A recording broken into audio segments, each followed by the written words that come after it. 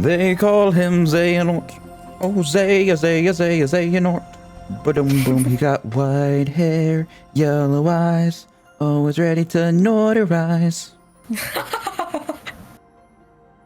Notarize, wow. Yo, what's going on, everybody? It's Zombie here. Today we are back with another Dream Drop Distance video, and should be our last one. So we are going to be getting to the super boss today. We are going to be checking out a cutscene that we missed, and then we'll also be getting into that time travel and dream lore, as well as some comments and questions that Raine might still have. So without further ado, let's just jump into it. All right, so here we are on the world map here. We are going to traverse down because this is where the super boss is. And I think while we do this, Raine, you might be able to talk about some stuff, but let's get to this thing first. So it's the Fountain Plaza. I don't know exactly how to get there, if I'm being honest. I guess I should have thought about that prior, but it should be. Well, this is gonna be fun. This way. Cut to when I get there. Oh, here we go. Okay, I found it. We were like right there. I went the wrong way and then I turned around, so we're good. Oh. I suppose this is more cut. This isn't the cutscene I wanted to show Raine, by the way. Okay. This is different. Oh, hello. Oh. Oh, poor Pete. You look friendly. He does not. So I did equip a deck that's completely balloon because I just kind of want to try it, but not on Riku. I put it on Sora. Ow. Okay. Oh god, he hits me hard. Oh god, I don't even have my Dream Eaters. Where are my Dream Eaters? Where are my Dream Eaters? Where are my Dream Eaters? Oh god. You today, my friend. Yeah, I guess freaking not. Did he just elbow slam? He was trying to... I think he tried to. There we go. He did it there. Oh god. Okay, well, we got one health bar down. Ow. Yeah, he got yours down though. Yeah, that he did. He's fun. Why does he exist? I don't know. He kind of looks like Pete to me, and I don't know if there's like some. Oh god, he doesn't let me do that freaking ability. You asshole! Let go of me, you asshole! Oh, he's making the running sounds from the cartoons and stuff. Did you hear that? I did. I was very confused because I thought it was Donald for a second, but it wasn't. Boink. Okay, that does good damage. I like that one. Dark Splicer does not seem to really work very well. Let go of me, you jerk! God, he just barfed on me. Oh, that's disgusting. You don't barf on people. He does. Really? I just freaking attacked him and it counted as damage towards me? That's so dumb. Yeah, apparently. Okay, I got the animation of this off at least. Okay. Well, he got a lot of health down on him. Yeah, he's like roughly halfway dead. Yeah. Oh god, he does mad damage with that. What was his name? I think they called it Julius or something like that. Julius. Julius is his name, yeah. Like Julius Caesar. Quick, where's the people to stab him? Ow. Okay, you didn't need to do that to me. He did, because he's trying to kill you. And that. Okay. Okay, here. Okay.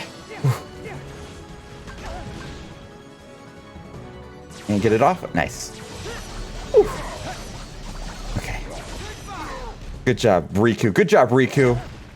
Okay, you missed that one. You canceled my cure? Oh god, he got rid of my cure! Oh. You jerk! That's rude. Okay, let's retry that. Yeah, I don't know what this guy's from. His teeth look freaking disgusting. He looks like he's a Frankenstein thing or something. Really, all my commands are not loaded? What the hell, man? He does have Frankenstein vibes. I think that's the bumps in his head and the haircut. That's so annoying. All my commands were unloaded. What the fuck? It just doesn't want to be helpful, clearly. I can go up here. Aha! Get me up here, you fool! Oh god. Oh god. Oh wow. He can get up there and he can butt stomp you. That's for freaking sure. Okay, can you actually hit him, Riku? Oh my god. Seriously, Riku? God, you moron. Hey, don't insult the boy Riku. I have to. If he's gonna miss like that, he deserves it. You call yourself a Keyblade Master. I mean, he is. Just having a bad day. Because you had a bet. No, I'm not gonna go through that again.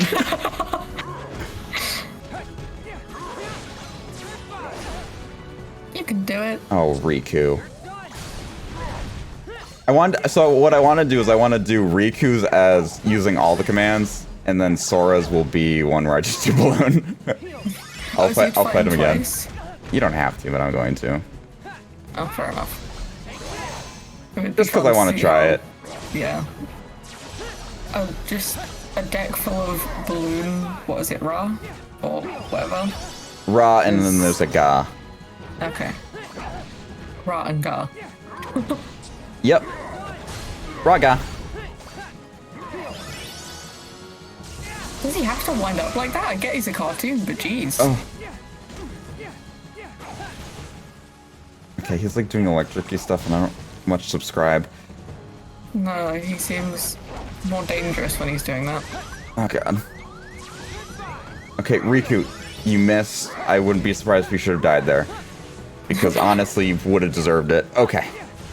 Oh, poor Riku doesn't deserve death. He's Oh. a Keyblade Master. God, he freaking got rid of my freaking thing. At least it's not freaking Kyrga this time. Yeah. I don't like this guy. Yeah, he's like the easiest super boss ever, but I still died to him, so who am I to judge? Okay. He's so flaily. He's going everywhere. He keeps like changing which one he's getting rid of in my inventory. You can get rid of them. Yeah, he's like blacking them out, or not blacking them out, but redding them out there.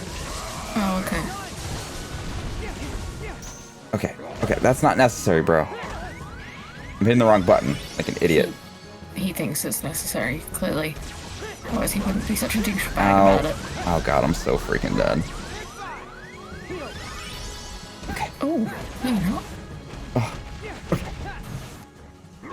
He's so close to death. Close to the Oh, he's bottom. doing a slam. He's slamming me. Oh god. Oh god. No, he canceled my attack. And now he's got two of them redded out. Oh god. That feels like cheating. Ugh. What? He really does just move quite quickly for a guy of his size.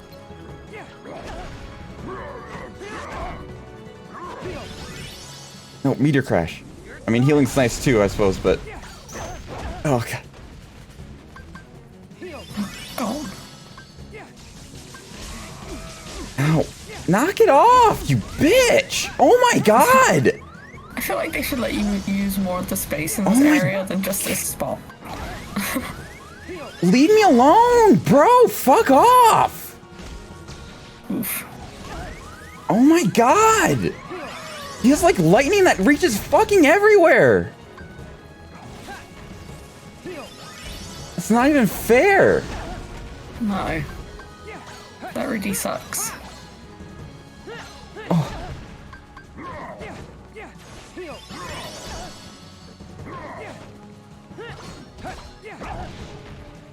No. Oh, last health bar though. Okay, I got Shadow Breaker. And then he fucking cancels it. You little dirty ass hoe. You hoe!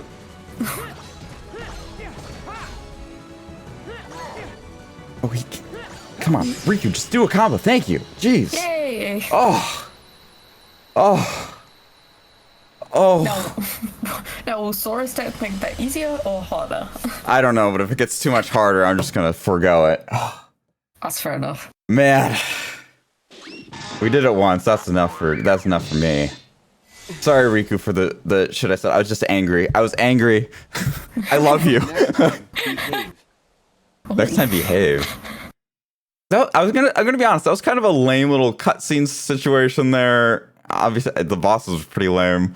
Yeah. But It was, I mean, the easiest super boss, I suppose. So yeah, we got the ultimate weapon. The ultimate keyblade.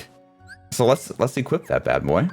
It'd be really cool if Sora got it, but I think he has to get that shiz individually.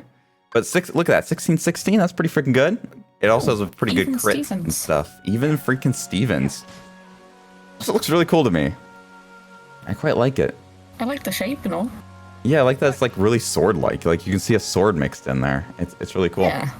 I dig that. But anyways, let us drop over to freaking Sora Boy. I've gotten here now as Sora. I think I have the deck equipped. We're gonna find out in a second. I didn't look. I didn't pay attention. I'm gonna skip the stadium because we've seen it. Yeah. Much easier to get to the plaza than it was with Riku. Well, that was me being a little duddy boy. Okay, it looks like I do have it equipped, so that's good. Yeah, just all the balloons. There we go. This is cheating with the highest order. He broke out of it.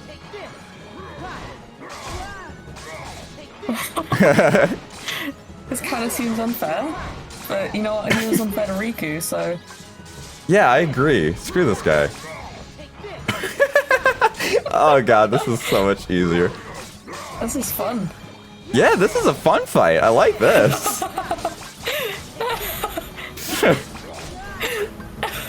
Wow. He can't do anything really, can he? Now he's got his lightning though, so he's a little bit more useful. Yeah, but like his health's still going down rapidly. Ow. Well, I can't hit him at the moment. He's got me like... Now he's got me locked up. God damn you. God, this guy's still annoying though. He's Yeah, like the air or something. he's got less health when he started being annoying, so. What did I even... That is unfair. Well, now he's got all my balloons kind of off my bar thing. I only got 2 left. You must really hate them. Do you blame him? I know, he's being bullied. Okay, there we go. All right, that was really easy. That went much better than Riku's. Poor guy. He's just trying to live in his fountain plaza. Yeah, well, he doesn't deserve it. True. He's trying to live in the sewers. What he's trying to do. That monstrosity. So is Traverse Town anyone's particular world, or is it just a world? It's a world. And I would ask that you keep all my over 100 episodes of lore in your head, Raine. I'm kidding, obviously, but it's been over 100 episodes. Traverse Town is the world that shows up for people who need it. Right. So in Kingdom Hearts 1, the Final Fantasy characters all end up there because their world got taken away and they showed up there. Yes. It's essentially what happened there. I keep forgetting. Because, oh my god, there's over 100 episodes of you explaining lore. Yeah, so keep it in your head, Raine. God, we've been doing this for only like a year. I mean, you're right, but also like it's a year and there's other stuff that's in my head. All right, so I think this will be... I think I'm going to go into the lore bits about time travel and dreams before you get into your stuff, because maybe I answer some of your questions or comments or whatever by going through that. So I think I'll give you all the information first, and then we can kind of go through questions you have or and comments. Okay. If that works for you. All right, Raine, are you ready to go through time travel and understand it? Yes. That does not sound very confident. I'm just worried how much it's going to make my brain melt. Well, I need you to get in your most focused brain state. Do you understand anything, first off, before we go into about the time travel in this game? Like any of the rules? Yes, you can only travel back in time if you were there before. Okay. I know that much. That's it? Which is why Xehanort's thing is so confusing, but basically that's it, yeah.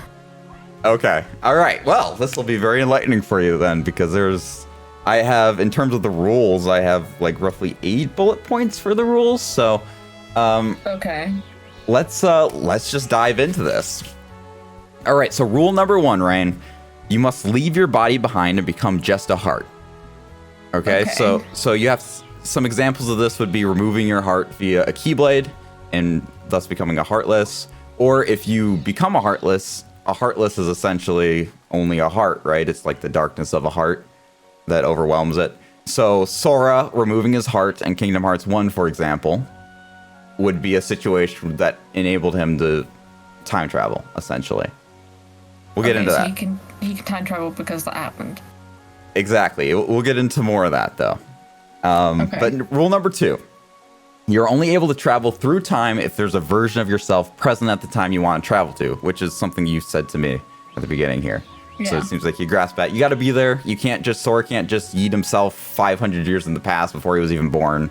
He wasn't there. He can't do that. Then we have destiny is set and cannot be changed. What has and will happen is set in stone. You cannot change the past or future. I think this makes sense because then otherwise you could literally change the plot of Kingdom Hearts and just be like, oh, let's go back to, when Princess Xehanort made Emblem heartless and let's freaking just make him not do that or something. It's like, well, all the enemies are now gone, or most of them. Pure blood heartless are still all out there, but like you could just change so much and it's like, oh my God. So to keep continuity of everything that's happened and make it all canon and everything, they're like, yeah, you can't change anything. Okay. Now, when you travel back in time, you will forget, like back to your time. So, if, what do you call it? Young Xehanort travels in time. He goes back to his time. He doesn't have any memory of what he experienced in his time in the future. So he's not like, ooh, now I know what's going to happen. Ooh, I'm Master Xehanort. I'm going to be a baddie. It's like, he doesn't know all that. He forgets all of that. However, his experience in that time period leaves tracks on his heart, leaves like an etching on his heart that will basically lead him without him knowing, kind of subconsciously, I would say, leading him towards his destiny, if you want to call it that, of what will happen in the future. And so that's why young Xehanort kind of says, I must go back to my time and, I will want to leave the island to seek out more. Like that's kind of his reason. That's what drove him to seek out more, is this etching that's on his heart. Because there's more, this destiny. Does that make sense? Okay, so when you return to the time you came from, you forget everything, but it stays as like a print on the heart. Yeah, yep. So it's like, it's still etched into your heart a little bit, but you don't remember it. However, it seems like Sora and Riku, I think it's maybe because, Xehanort's a weird thing where it was like he went to the future and then back to the past. I think he was young Xehanort, which we'll get to that in a minute. And I want to make this very apparent. When I'm talking about this time travel, there are multiple types of time travel in this. We're going to be talking about this one type, arguably 2 types, depending how you look at this. There is another thing. Some of you guys are going to be like, there's this other requirement. You guys are thinking of a different type of time travel. No, we are not getting into that. Another day. Not today. We'll talk about that. So you guys who are just like, well, there was this requirement. Nope. Just hear me out, all right? I want you to hear me out through this whole time travel thing. We'll get there. We'll get there, everybody, all right? Oh, I guess with like the Sora and Riku thing, because they keep their memories of the dream stuff when they go to the future. So they go back to their time. So I think it's like a retroactively acting thing. Yeah. I would say. All right, so next rule is, if at any point in your existence, past or future, you have your heart removed from your body, you unlock the ability, keyword on ability, to time travel for all selves, past and future.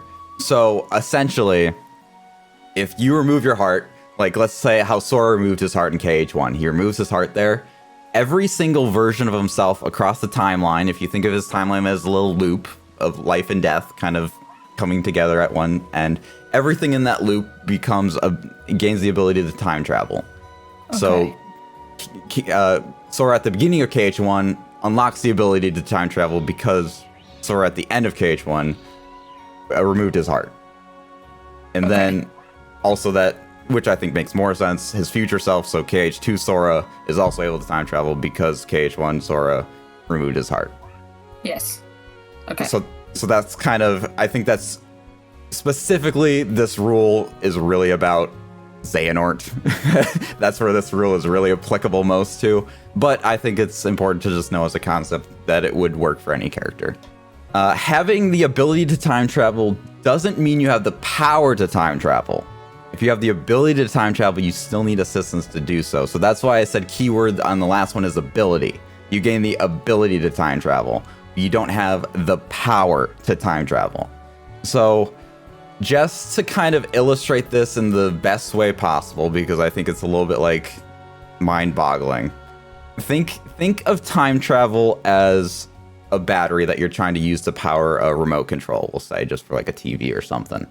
Okay. So the ability to time travel is the battery, and we'll call it a rechargeable battery just for ease of understanding.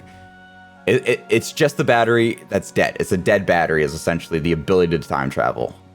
Now the power to time travel is the electricity you put into the battery.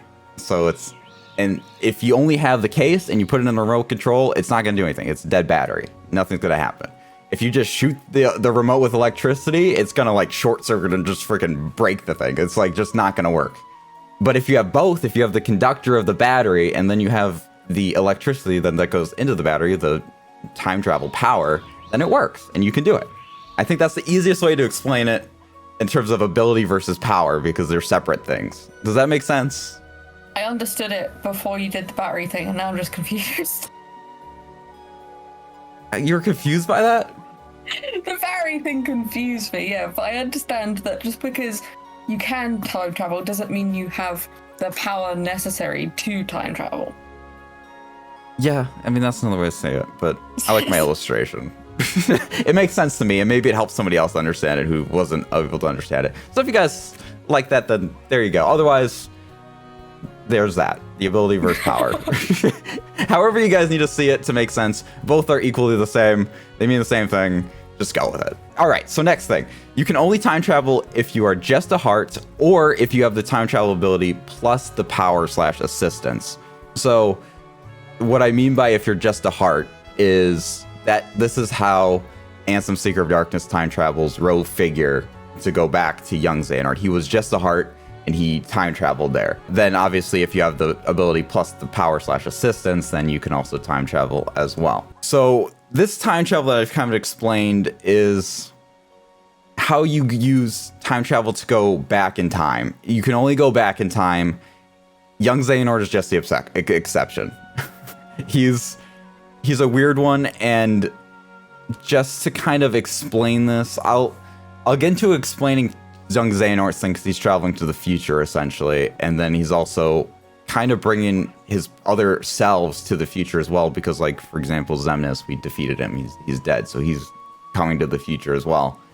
We'll get into that as I get into the timeline of the time traveling in this game. So that's it for the rules. We got the rules down, Raine? Yes. You think so? I did write some of them down on the back of my piece of paper. All right. Then I stopped because I was like, "There's too much to write down." The only thing I'm confused at is how did Sora and Riku remember if Xehanort doesn't? Like, what? I'm confused why the memory thing doesn't apply to them. It's confusing. Good job, you figured it out. Is it because they're going in the past and he's going to the future? Yes, I think that's exactly why. So I think it's because they kind of went backwards and then came back to the future. Like, for example, their past selves that they end up, which I suppose this is a thing I should address as a rule as well, that I didn't actually have on this list, is that they possess their old bodies, is what happens. Right. Because you remove your heart, you travel as just the heart. So then if you get to the time, what are you embodying?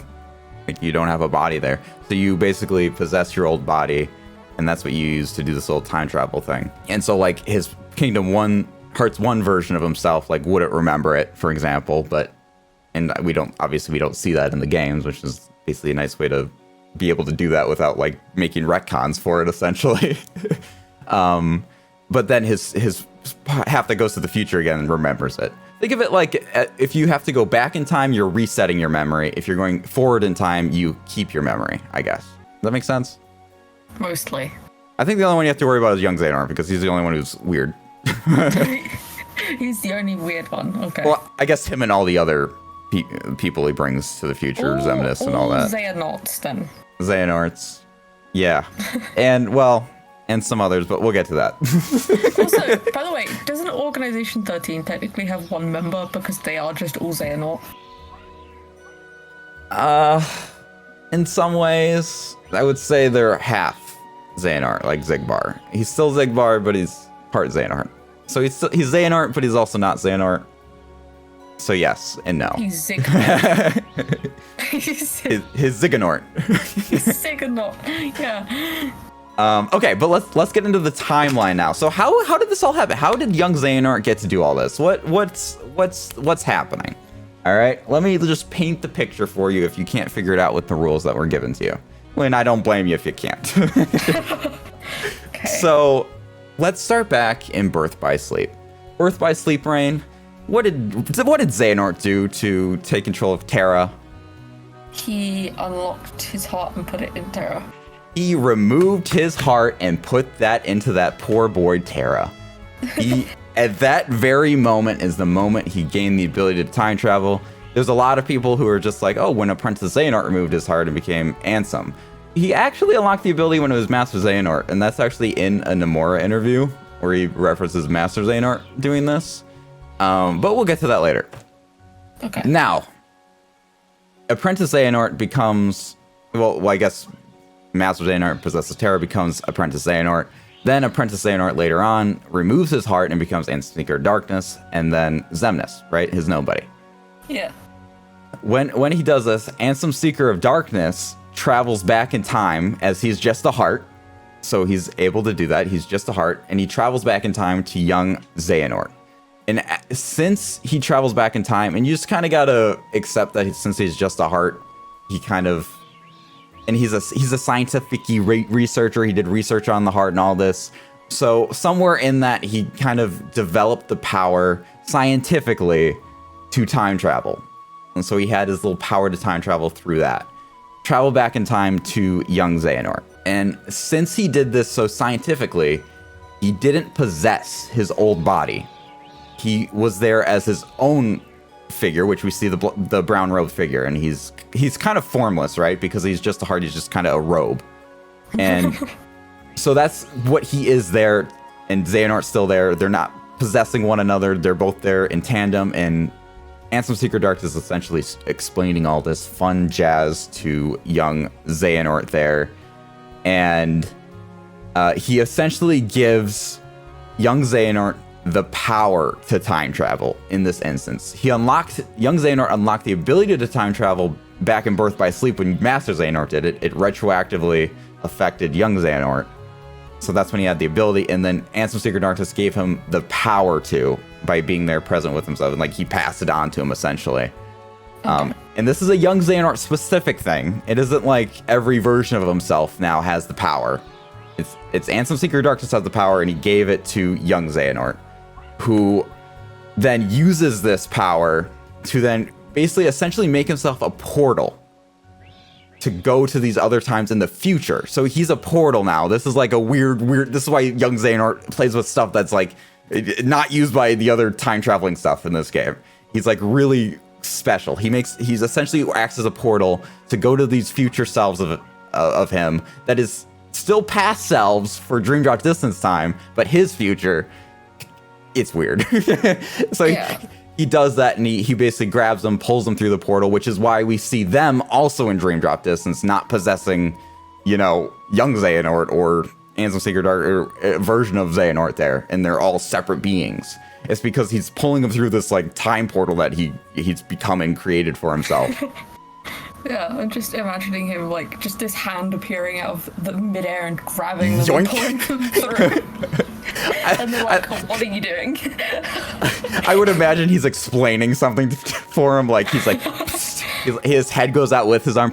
Hey, I'm you from the past, or I'm some version of you. Or when he technically yoinks Xigbar out of there too, because we see him fade at the end of Dream Drop Distance. They're kind of phasing out of existence with all the other Xehanorts at the end of the game there. And so they're all going their respective times, which means they were all brought from the future, even though they aren't Xehanort. Essentially, you just got to accept that since Xehanort was alive at that time and present. In the situation of Xigbar and Sayax, who are the characters I'm referring to, at the end of the game, those aren't Xehanort. They're working with Xemnas, so they were around Xemnas, so therefore young Xehanort could go to that time and yoink them with Xemnas, essentially. Okay. You following somewhat, or at least so far? Mostly. I think I'm getting it. Yes. Surprisingly. Okay. And then we have, Ansem, Seeker of Darkness then, who went to young Xehanort, returns back to his time. So he returns back to the future, Destiny Island, Sora, Riku, shenanigans, yada, yada, yada. And since he's there at that time, we remember that is when Sora and Riku then go back to as well, which we'll get to that shortly, but just know that this is the moment that Ansem, Seeker of Darkness, the robed figure, marks Sora with the sigil that we see in Dream Drop. Because we see as Sora's going into the realm of sleep, we see a brief image of the robed figure, and at that moment, the robed figure then marks Sora with the sigil so they can track him through the dreams. Right. I don't remember the robed guy. But... It was very brief, which I don't blame you. I think they intentionally did that so it's not like super noticeable, and then you're like, wait, what? But then it's there so you can think back to it later and be like, I guess that was a thing. But anyways, then young Xehanort returns to Destiny Islands before it fell to darkness, so he's jumping into the future again with all his other selves in Xigbar and Sayax to then join Sora and Riku and follow them into the realm of sleep with them. Okay. He just rocked up with a gang of Xehanorts. Pretty much, they walked up like a thug group in their uniform, black robed figures, black robed cloaks and everything that they all wear, looking like a true gang, and waltzed into that dream like a bunch of badasses. Oh, I need an image of them all just like slow motion walking like a gang of guys. and you have the world of Destiny Islands kind of falling into darkness behind them, so it's kind of like, an explosion behind them as they're walking slow motion. They don't look at the Destiny Islands falling behind them. They make sure they just keep looking forward and walk through that keyhole that they open. But yeah, so that's what basically happens there. Now, to get to the little bit of Sora and Riku side of things, we have Yen Sid sends Sora and Riku to Destiny Islands before it falls to darkness. So how does this work? We know that Sora and Riku have the ability. Well, actually, we don't know that Riku. I guess I didn't explain that yet. Riku has the ability to time travel because Ansem, Seeker of Darkness, possessed his heart. So he possessed his heart, and if we remember at the end of KH1, Riku we end up seeing in the realm of darkness, essentially because Ansem, Seeker of Darkness, took over his body and kind of cast his heart out, essentially, and yeeted him down to the realm of darkness, which is why we see him on the other side of the door with Mickey at the end of KH1. So that's kind of why Riku's able to. Obviously, we know Sora removed his own heart, so that's pretty apparent and clear. But anyways, so Sora and Riku have the ability from KH1, and Yen Sid is the power. Essentially, he's magical beings, example, Merlin, Yen Sid, maybe the fairy godmother from like Cinderella, would have like some extra magically abilities that kind of allow them to be this power. And it's kind of like Xehanort did scientifically. They're just doing it magically. It's like there's science version and there's magic version. Xehanort's science, Yen Sid and stuff is magic. Does that make sense? Yes. It's Disney magic. We love Disney magic. So I wanna bring up this Nomura thing, which perhaps maybe I should have brought up earlier, but this was a Nomura interview. Basically, Nomura is going through the circumstances with young Xehanort, kind of ignoring some of the time travel stuff. So that's as a reminder for you, Raine, this is the main game developer. It's kind of like the director of it. So this is from him. So first off, when young Xehanort made contact with the Ro figure, the Xehanort called himself Ansem, and his abilities were transferred to young Xehanort as a result of Master Xehanort discarding his physical body. Which, keyword there's Master Xehanort, which means it's the birth by sleep one. He was able to surpass time, and this power was carried into the Ro figure. Thus, when young Xehanort made contact with him, he gained this power. Possessing this power, young Xehanort functioned as a portal, summoning Xemnas and Ansem each time they appeared. That's why young Xehanort was there whenever they appeared. So I guess he was like portaling with them. He opened this portal and they yoinked out of it. I think we saw the portal actually, now that I think about it. We saw this portal and he like yoinked them out with him and we saw them. Remember that? Yeah, I do. Fun times. Fun times. Wasn't it on top of the Notchdam with whatever that world's called that he pulled out? Like, the City of Bells. Yes, yeah, thank you. Yep. That was one. He also, then in Sora's, Xemnas came out in Tron. If you remember that. He showed up there. Yes, I remember that. But yeah, so that's kind of for those of you just like, that portal seems like a stretch. I mean, he said it, so I would have never came to that conclusion myself. So yeah, that's the thing. So young Xehanort essentially is then following him through the realms of sleep with his other selves, as we see through the games, and as is apparent by Xemnas and Ansem Secret of Darkness showing up through there, he's doing that with his past selves. Make sense? Yes. So unless you have any questions on time travel, we'll move to Dream Worlds. No, I'm pretty good, actually, surprisingly. All right, good freaking stuff. All right, so now we have Dream Worlds. So this one I have mainly just a timeline for this with a couple extra details. So no like, oh, let's explain how Dream Worlds work. No, we're just going through the timeline. So we know what happens at the beginning of the game. Yensid sends Sora and Riku back in time. They go to Destiny Islands before it falls to darkness. They fight Ursula. They then they find the keyhole. They unlock the keyhole, and that is the moment that they enter the realm of sleep. You go with that? We're all on the same page there? Awesome.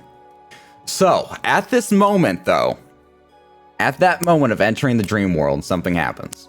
So, Sora enters the realm of sleep, and Riku enters the realm of sleep.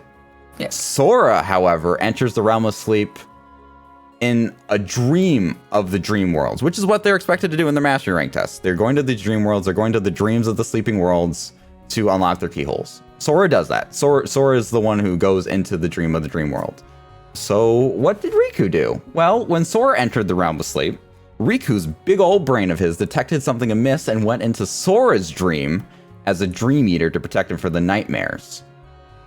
So at that moment, I'll just attest it to him kind of sensing Ansem's Secret of Darkness, especially because him and Riku have such a weird connection that he probably is like, wait a minute. And so subconsciously and instinctively, I suppose would be more accurate, Riku kind of shot himself into Sora to protect him from nightmares as they were going into the realm of sleep. So in Traverse Town, when we see Traverse Town and we go into the dream world for the first time, Sora is in the realm of sleep, in the dream of the sleeping world. Riku is in the realm of sleep, in the sleeping world, in Sora's dream of the sleeping world. So Riku's essentially in a dream. He's in Sora's dream, who's in the dream of a sleeping world. You follow that? It's like Inception.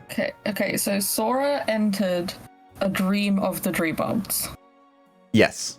And instead of making his own dream of the dream worlds, Riku entered Sora's dream. Well, in theories, Riku and Sora should have been in the same place. Like, they shouldn't have been in their own worlds. They should have been together in that sleeping world. But Riku went into Sora's dream instead, which is why they aren't together. And so, since Sora is in the dream of a world, he's in a dream, right? And since Riku is in Sora's dream, that means he's in a dream technically, because Sora's in a dream. Okay. So he's in like a second layer dream. So think of it like Riku's experiences of the dream worlds is through Sora's dreams of these dream worlds. So it's like Riku's going through Sora's version of the dream worlds as he essentially remembers them as he went through them. Okay. And I think this is important to note that, especially if you guys are familiar with the movie Inception, this is exactly what it is. It's a dream inside of a dream that Riku's in. And every layer of sleep you go into, time is kind of slowed down for you. So that's why, like, Sora's kind of ahead of Riku a little bit as you get through the game. And that's kind of the main... You could just argue that, Sora went through it faster than Riku, but I think it's important to note because there are timers we see on the Traverse Town characters that show that time flows differently. So that's kind of Riku's slower. Just know that. And now when Sora's in the dreams of the sleeping world, Riku's in the dreams of Sora, and this is why Joshua is saying that there's two dreams from two different people, one being Sora and then one being the sleeping world. So when Joshua is explaining that for the second time, I should say, because the first time he explains it, he says there's two Traverse Towns, which is not right. It's really just, it's some dream work happening. And by Joshua saying two people, it's kind of a misnomer because obviously it's one person and then a world, and that being Sora's dream and the world's dream. Right. Now, moving on from that, I think that's the worst part out of the way. At the end of all the dream worlds, we have the world that never was. And the world that never was is not a sleeping world. It is a real world in the realm between. That one is not in the realm of sleep. We see sleeping Sora, I guess, essentially there, and we see Dream Eater form Riku there. I'll get into that. But it's not a sleeping world at all. There was kind of a cutscene that foreshadowed them coming to the world that never was, of Yensid talking to Mickey and gang, where he basically says that they will come out of the realm of sleep into the realm between. They'll show up there once they finish all their keyholes. Which is kind of what they did. The world that never was is in the realm between, so that is essentially the world that we're accepting that's where they popped out in, basically, when they completed their last keyhole. Now, when Sora reached the world that never was, after his final keyhole, he is dragged back into the realm of sleep by young Xehanort. So basically, he finishes his keyhole, but he's yoinked back in by young Xehanort. Okay. And not just any realm of sleep, though. He wasn't yoinked into just any sleep. It was his own dreams that he was yoinked into. So at this moment in time, technically speaking, though they're not in the same world at this moment, let me make that very apparent, Riku and Sora are actually in the same dream at this moment in time when young Xehanort yoinks him into this dream. Okay. But then Sora then gets yanked into another sleep by Xigbar. So this is now he's in a dream inside of its dream. But instead of it being a two-layer dream, as Riku's was a sleeping world to Sora, now it's Sora to Sora. So it's like Sora's in two layers of his own sleep. Which is what they're trying to do. As we know, sleep is intrinsically linked to like darkness. And so that's kind of what they're trying to do here with that. Got it so far? Yeah, Sora's in a dream of a dream, and Riku's in Sora's dream. And yes. So now Riku's no longer in a dream. He's only in a dream. Okay, so when Sora fights Xemnas at the end there, and he beats him, but then he's like, oh, I'm so weak, I'm so tired, or whatever, and he's like kind of falling into darkness. Young Xehanort's giving his monologue to him, and he ends up falling into darkness then at that point. And we see Ventus's Keyblade armor then comes and kind of protects Sora a little bit there, and kind of absorbs the darkness, as we kind of see later on. And that kind of ends little Sora's storyline for now. So now, when Riku arrives to the world that never was, he is, again, not in the real world, because he is in the realm of sleep of Sora's dream. Basically, he's in Sora's dream of the world that never was, is how that works. And we know that Sora fell asleep inside of his dreams, because he's in a second dream, and that's why we see Sora then later floating in an orb. So Riku goes in, we see the robed figure that looks like a Jawa that I said in episode. And we see Sora there in an orb. That's Sora in his second dream. And so then Riku then goes ahead and fights that nightmare. Then we see Sora disappear, which I think we can take as Sora essentially falling in the darkness, and I would say the organization kind of doing whatever they want to do with him, because they yoink him back to the real time, I would say, since Sora's so lost in his dreams. They yoink him back to world that never was, plop him in that little throne chair that we see him in, and prepare him for the Norden. They're ready to Nort that boy. He's prepped and whatever you want to call it. He's primed for the Nording. He's marinated. Yeah, they have marinated him, and he's ready to be eaten. He's ready to be Norded. So then Ansem Seeker of Darkness shows up for Riku, and Riku fights Ansem Seeker of Darkness. And once he does this, once he defeats Ansem Seeker of Darkness, he finally returns from the realm of sleep into the real world. So he defeats him and goes back to the real world. Now, a question you might have is, why the hell does Riku still look like that? Why the hell does Riku still have Dream Eater powers? And why the hell are there Dream Eaters running around when you're in the real world? What the heck is that about? I assume it's because Sora's still asleep, right? Right, big brain Raine over here. Yeah. Sora's still asleep, and he's linked to Sora as Sora's dreams as his spirit Dream Eater. And so, yes, you are correct, Raine. It is because he's still asleep. Big brain Raine over here. I may be oblivious on most of the things like time travel happening at the beginning of this game, but that I'm not oblivious on. I want to say it's a little bit more complicated in terms of why Riku still looks like that, but we'll get there. We'll get there. So there's a little more information to it, but you got the gist of it. That's the important thing. All right, so then we see Riku go, and he finds Sora in the world that never was at the throne room. Mickey and Axel show up. They save Sora's body from the organization. Yoink him back to Yensid's tower. What we notice when they go back to Yensid's tower is magically they just appear back in their KH2 designs. Just they've been in the real world this whole time, and only then that they start to go back to their original KH2 looks. That is answered by your boy Nomura again in an interview.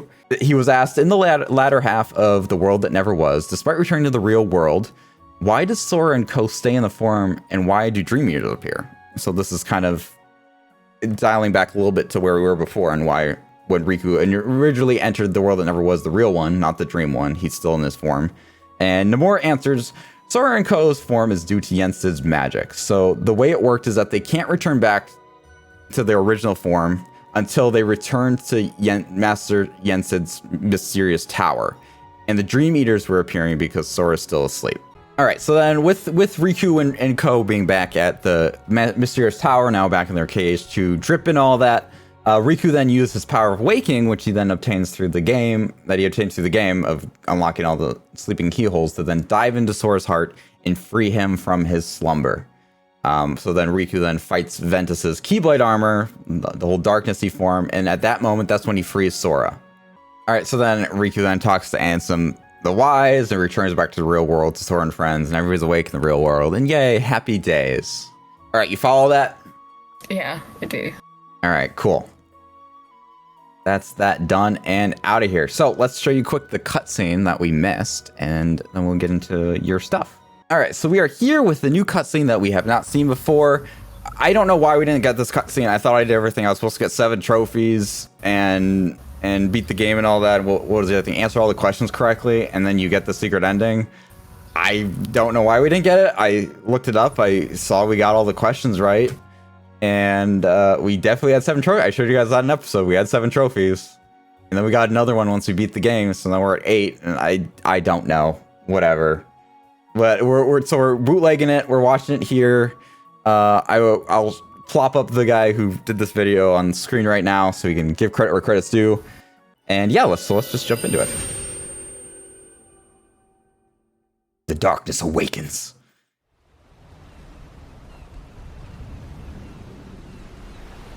This world is just... So this is young Xehanort here. Yeah. Essentially back to his time, so that's him forgetting, but that's the etching on his heart, you know, kind of leading him. This world is too small. I need to seek out more, you know? Yeah. That's that etching at work. Oh, Aqua. Still chilling at the beach. The dark beach. Poor Aqua. Just staring at it. Leads to the last key.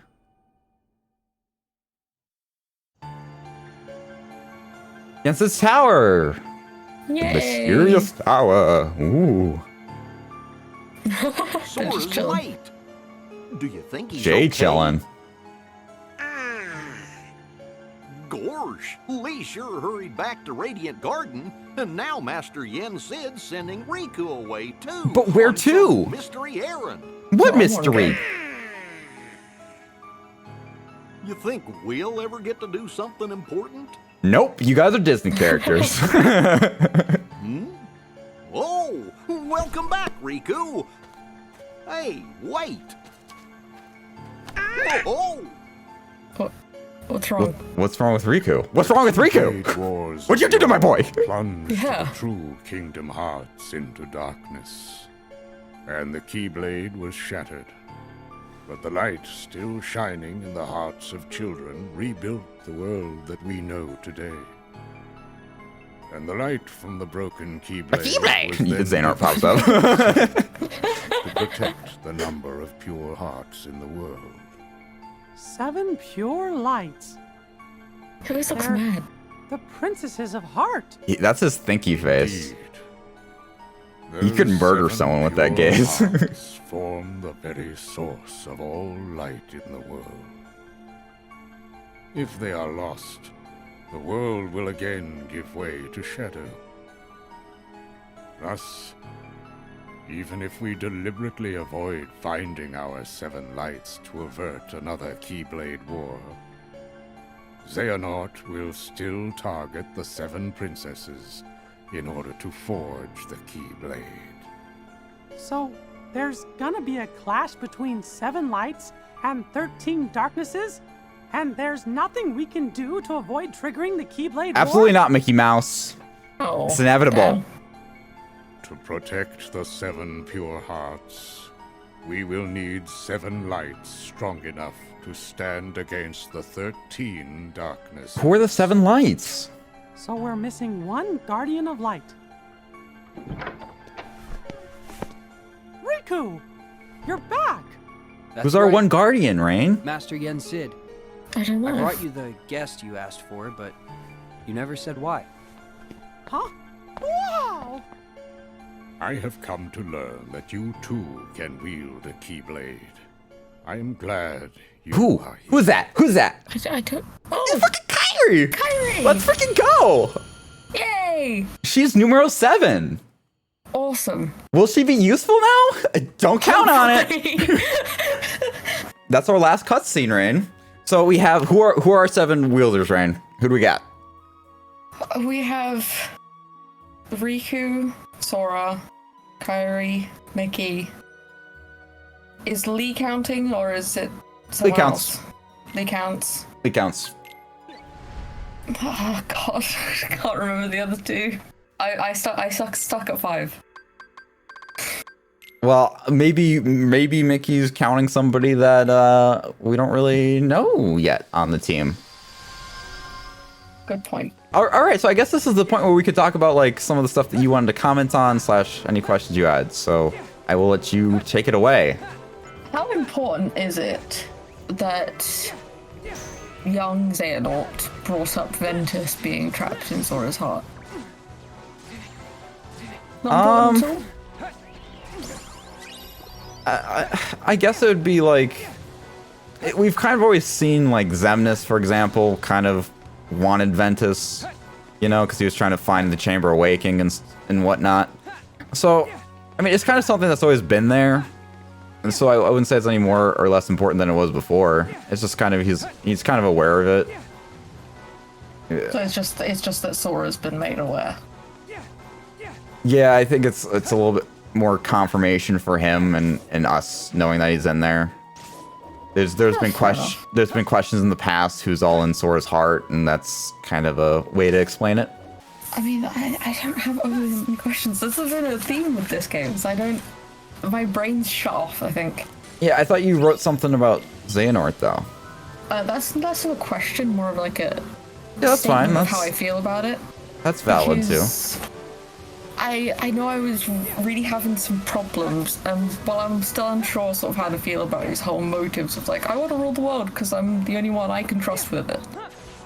As seen by his whole organization of me's thing. But I just wanted to say that I've really enjoyed him as a villain so far. Like, he's been great because there's been so many versions of him. And so many versions doing so many different things, and it's all sort of led up to one thing. But I'm also really looking forward to seeing how, hopefully, Sora and the rest just sort of defeat him, maybe.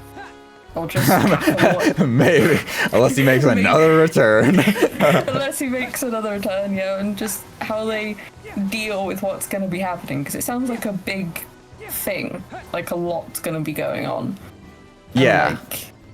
I mean, war was mentioned, so I'm really looking forward to it. Like The Keyblade War.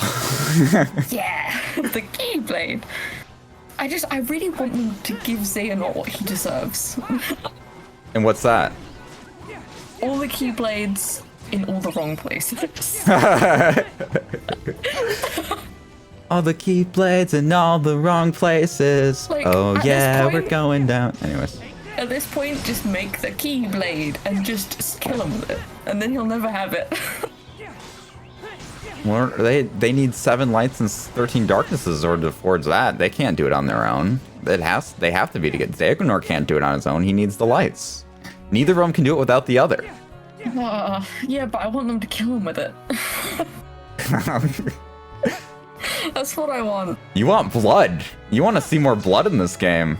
Well, It's causing so much pain. Like, if you think we have a war on our hands, are you worried about bloodshed? kind of. I don't on make me think on of that. either side?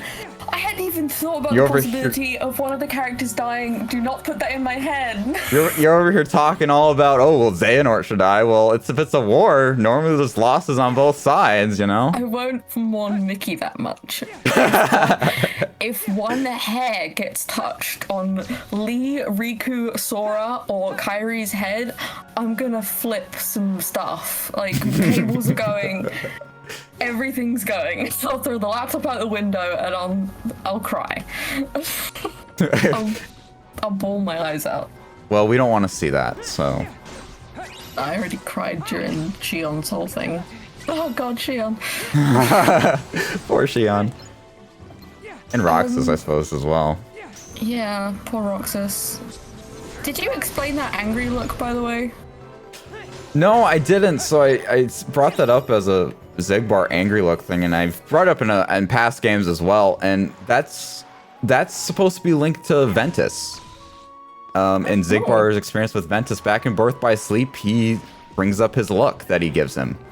And so he also brings it up with Roxas at one point in 358, where he's like, that look, you know, he's always referencing this look, and it's just further linking the connections between Ventus, Roxas, and Sora. And they all give him this look, and he's relating them all together for that reason. And I just think it's a really interesting little tidbit. That is interesting. And I also did tell you that I found that note, which I think might have been Xigbar saying to Sora about him looking at him a certain way. That or don't remember. Roxas and KH2, one of the two. Well, it was a bit later in the notes, so I'm not sure if Oh, it was okay. Roxas. Probably was Sora then. Yeah, that's what I was getting confused at, because I was like, I didn't write down who he was looking at, because I'm an idiot. No, I did. It was Sora. It was Sora. Okay. Yeah, I just read my note in full. But that, those two notes I've had for ages now, the Mickey and the handsome, heartless pal during his boss fight. When is that gonna be important for me to know about? Say that again? So you asked me to note down that Mickey at the end of the first game and Ansem Seeker of Darkness, heartless pal, like his boss fight buddy. Yep. When is that gonna be really important, and when am I gonna know about it? You'll know when you need to know. Oh god. I'm not gonna answer a single question until you're ready to know it. And not a moment sooner. How will I know that I'm ready to know it, though? Because I will 100% tell you. Okay. Without a doubt in my mind, I will tell you. It's not even something I'll forget. It's not even something I'll forget about. Okay. The only reason I'm telling you to write it down is just so you remember. You don't have to keep writing it down. It's fine. Just like No. That's how my brain remember works. it. That's all. No, you want me to remember something? Why do you think I decided when you said Kingdom Hearts gets complicated to make a Raine, notes book? you're not giving yourself a credit. You remember a lot in these games and plot points. Yeah, but I still feel To the point where I remind you about something and you sound like an asshole because you're like, yeah, duh. And I'm like, oh, okay, well, I guess I'll just shut my damn mouth. I'm sorry, I didn't mean to sound like an asshole. That's never my intention. I'm just like, yeah, I remember that. You don't have to tell me again. Like, I watched back a couple of KH1 episodes where I'm like, oh, so the hearts that float up to the sky, those are important, so keep note of that. And you're just like, yeah. And I'm like, okay, well, I'll just shut my damn mouth then. You've never played these games before. This is like episode freaking 2 of this series. How would you freaking know that that's important? I assumed it would be. Why would you assume that's important? Because it's like, it zoomed in on it. Like, it was like showing the heart floating up. It did do that. It did do that in KH1, it's showing the heart. It must be important somehow. Yeah, and it was one of the fact that we kept seeing it and stuff. I don't know, whatever. That's what weirds me out about Dream Drop Distance. This is all these other games. I've been pretty good at making the connections and asking questions, and then this game, I've just been thrown through like a loophole, and I'm like, what's happening? I don't know what questions I'm meant to be asking or what I'm meant to be noticing, but none of it has happened. Well, there's a lot of questions. Like, a question I have, I mean, and this might just be me being more of a KH player and more in tune with the series, but like, why the hell is Sora able to go back to the dream world at the end of the game? And he goes back to Traverse Town. Now, don't get me wrong. I understand why Traverse Town is a dream world. I get that. I understand why Traverse Town is a dream world still at the end of the game, even though we unlock the keyhole. I follow that. Raine and I can play that to you, I guess. The reason why Traverse Town is in the realm of sleep again after we unlocked it, which was the whole point of our freaking master rank test, well, one of the 7 points apparently, thanks Yen Sid, is because the Dream Eaters needed a place to live. The Dream Eaters that we made friends with and encountered with need somewhere to live. And so Traverse Town, as we know, is a place that appears for those who have need for it. And so it becomes that place for the Dream Eaters. So it stays in the realm of sleep and goes back there. Right. That makes sense. I didn't. That's what I'm talking about. I didn't think to question that, and I'm like, what's wrong with me? I know, and that's kind of what I need you to work your brain to twist it into ways like that to try to question those kind of things. I mean, I'll try to do my best to explain some of it. As being someone who understands everything, sometimes it's hard for me to keep in mind what might be weird or confusing or need more explanation. And then also the fact that I'm questioning about Sora is, you know, they had to ride a freaking world of sleep to get into the sleeping world again. Riku was able to use his power of waking on Sora to get back to the sleeping worlds and go into Sora's dreams, but I don't exactly understand why Sora was able to do that. And if somebody has an explanation for me on how that's supposed to work, because I have multiple problems with the theory or with the idea of him going back there for reasons I can't get into at the moment, but I'll get there in the future. Just explain that to me, because I do not understand how he was able to do that. That's fair enough. See, like, I didn't even question at the beginning why they looked like they're Kingdom Hearts 1. I guess when Sleeping World was brought up, I was like, well, it's a dream, so they're looking like that because it's a dream. It doesn't have to really make sense. Yeah, that's what threw me. Yeah, I think you're just accepting too much.